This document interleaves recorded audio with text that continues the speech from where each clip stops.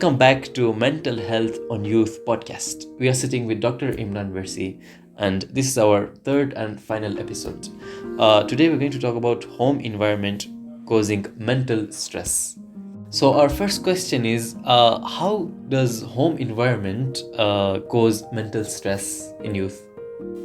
Great. So, with regards to domestic violence or spousal violence or domestic violence at home, when you look at research, it is estimated that around 3.2 million children, witness domestic violence at home. And domestic violence can have several psychological, effects on the children.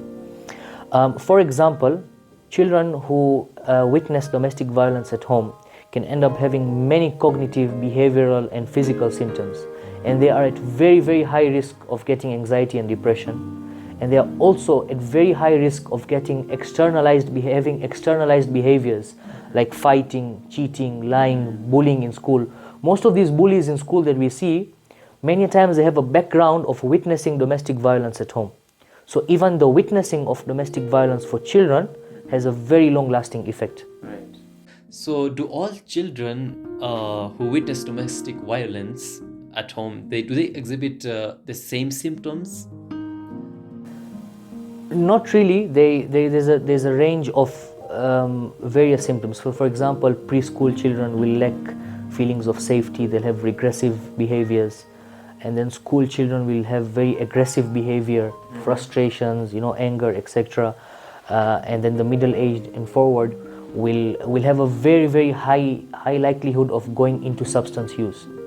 Many times research has shown that domestic violence has a direct link to a teenager initiating and taking drugs. So you could have several of these complications just by witnessing domestic violence at home. So how can we prevent mental health issues associated with domestic violence at home?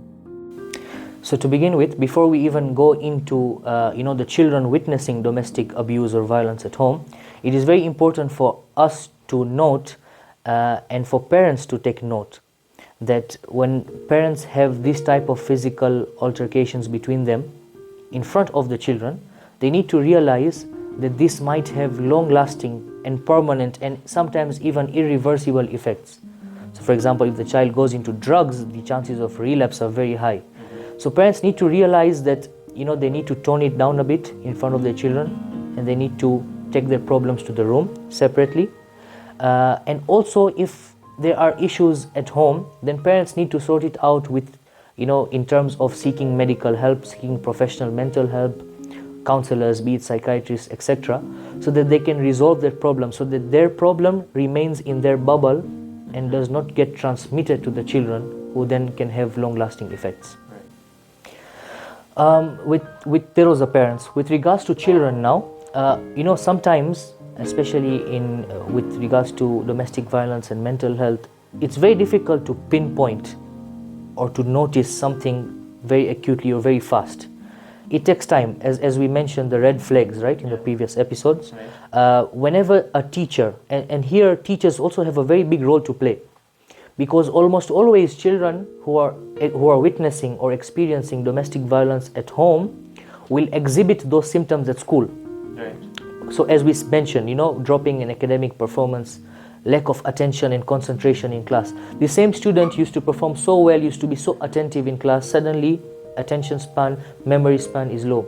The same student who used to answer all the questions, used to be very, enthusiastic when the teacher comes in, suddenly you find that student is now, lacking that motivation and energy. Yes. Another thing you'll find is that children who witness domestic violence at home will have very generalized symptoms every now and then. So because they fear that one of their parents might get beaten or might get abused or might get harmed or might get killed by the other, what ends up happening is these young children will almost always find an excuse or reason to go back home. Right. So you'll find these type of children always attending the nurse's clinic in school. Day one stomach is paining, the next day it's the head is paining, the third day I'm feeling palpitations, etc.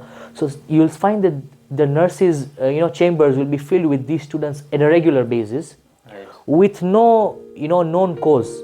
Like, somebody will say, I'm feeling feverish. Well, there's no fever. Day 1, day 2, day 3, day 4, continuously, because they want to go back home, because they're scared, they have that fear. So these are the red flags to look out for, to watch out for. And secondly, of course, I can't stress this enough, professional help. Whenever teachers notice such symptoms and signs in a school student, it is a responsibility. And it's really good that certain schools in today's time now, they have counselors, who are employed in the school. So this is a school counselor, and the counselor then can take action and communicate with the parents and inform them of what's going on. And the counselor can bring in the psychiatrist, etc., and other mental health specialists to come up with a solution. So it is very important to take notice of these red flags for the children, so that we can have several forms of therapy. For example, CBT, cognitive behavioral therapy, is a very, very research-backed therapy that is very appropriate for children undergoing domestic violence at home. And then we have medications as well, if need be, to bring in the psychiatrist. So it is important for teachers and parents to notice these symptoms, and it is very important for parents as well to realize that their words and actions have a direct impact when the child is in front of them. Right. Thank you very much for accepting our interview and being with us. My pleasure. If you want any conclusion with all that, you have your time, please. Right, so in conclusion, concluding all 3 episodes of anxiety, depression, drug use, and mental health and home environment, as you noticed, the word parents had been repeated several times. Exactly. Teachers has been repeated many times, and friends. So I would like to stress on these 3 things. Parents need to be careful of their surroundings. Parents need to have an informal quality time, and be with the children in a friendlier manner, not too strict and not giving too much freedom. In a balanced way. A balanced way, yeah. Teachers need to watch out for these red flags, and of course we need to be very careful, and parents need to be careful as well as to who the children hang around with. Right. Friends and social circle is extremely important. And yeah, stay close to those people who love you, who you love, and seek guidance from people who are appropriate to guide you, and not just from anyone. Because if you seek the wrong guidance and wrong advice and counsel, you might be causing much more harm than good. Exactly. Yeah, so this is my summary. Thank you very much for participating. We hope you've all benefited from this video, and we'll take some points from it in your practical life. Thank you very much, Dr. Imran, and see you guys in the next video.